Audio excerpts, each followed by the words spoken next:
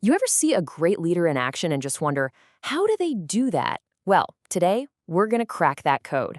And the key? It comes from a place you'd probably never expect, a simple onboarding handbook for new managers. Seriously, let's dive in and see how this basic training manual is secretly a powerful guide to real leadership.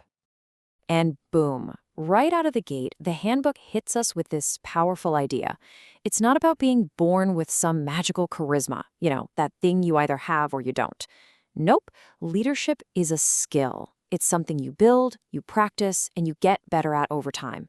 This one sentence completely changes the game and sets us up for a real journey of transformation. So that's the million-dollar question, right? If leaders can be made, then how? What are the steps? What's the secret recipe? Well, that's exactly what we're going to explore. We're going to walk through the handbook's answer, and it lays out a surprisingly clear roadmap from being a total newbie to becoming a truly trusted leader. All right, so the journey starts right here. Before you can even think about leading people, you've got to understand the machine you're a part of. This first stage is all about getting the lay of the land, grasping the fundamentals of the whole organization.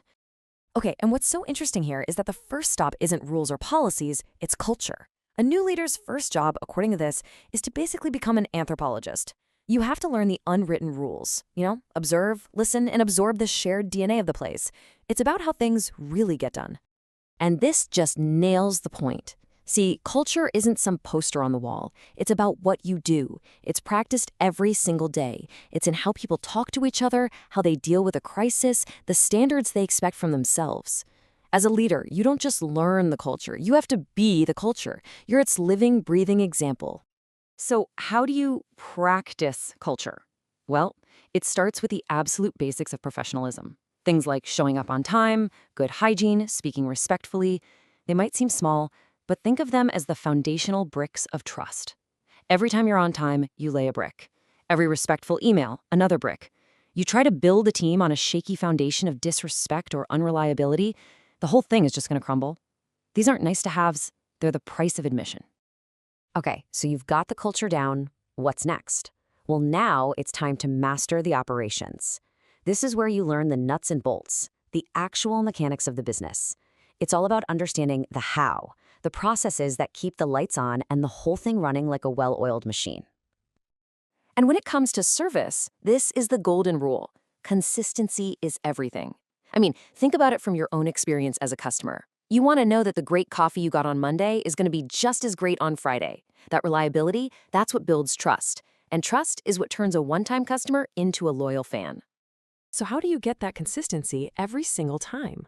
With these things called Standard Operating Procedures, or SOPs. The best way to think of them is like the team's playbook. They're not there to kill creativity or turn people into robots.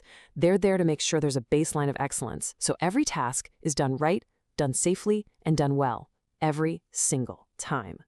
Okay, let's make this super practical. Here's a simple SOP for talking to a customer.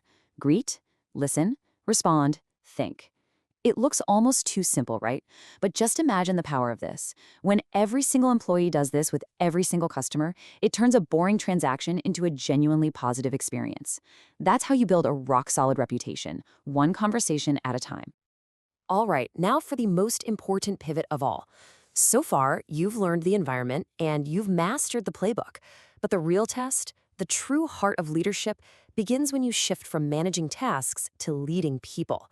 And trust me, this is where the game completely changes. And this is the handbook's golden rule for people.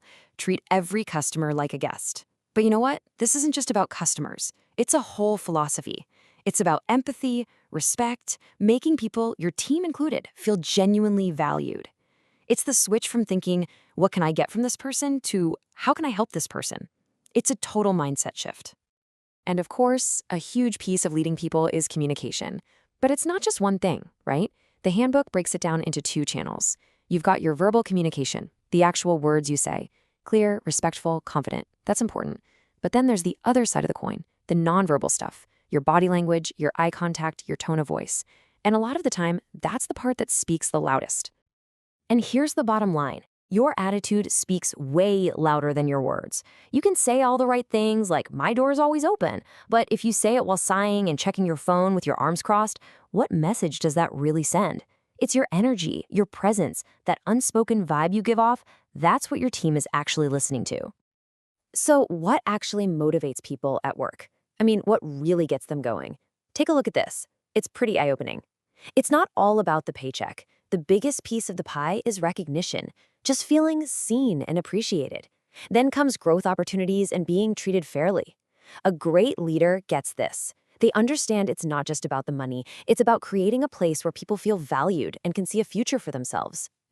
Okay, but leadership isn't all high fives and motivation, right? It can't always be smooth sailing. The real test, where the rubber really meets the road, is when things get tough.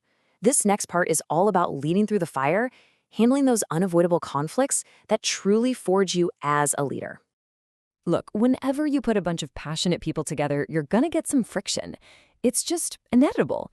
You'll have team members who don't see eye to eye, issues with upper management, and definitely some unhappy customers. But here's the secret. The goal isn't to avoid conflict. A great leader sees conflict as an opportunity, a chance to solve a problem and actually make the team stronger. And the handbook gives us a simple 4-step playbook for managing it. Listen, understand, respond, resolve. But notice something really important here. The first 2 steps are all about listening. Your first instinct when there's a problem is probably to jump in and start talking, start fixing. The handbook says resist that urge. The real power is in shutting up and just listening. Listen calmly, work to truly understand where the other person is coming from. Only then can you respond professionally and find a solution that actually feels fair to everybody. This little framework can turn a total disaster into a moment of real trust building.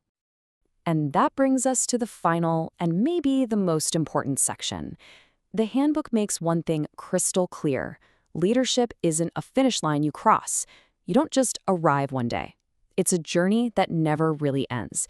It's all about continuous growth and learning. But even though the journey never ends, there are definitely milestones along the way. The handbook lays out a clear career path right here. You can see the progression from management trainee to supervisor all the way up to manager.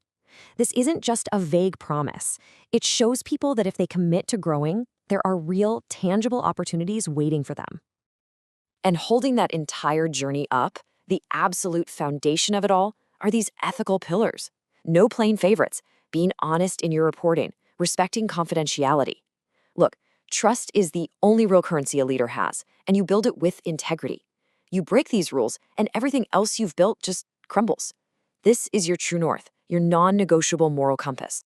So, we end right where any good leader should end their day, with a moment of reflection. The handbook asks its new managers this simple question, and I think it's the perfect one to leave you with.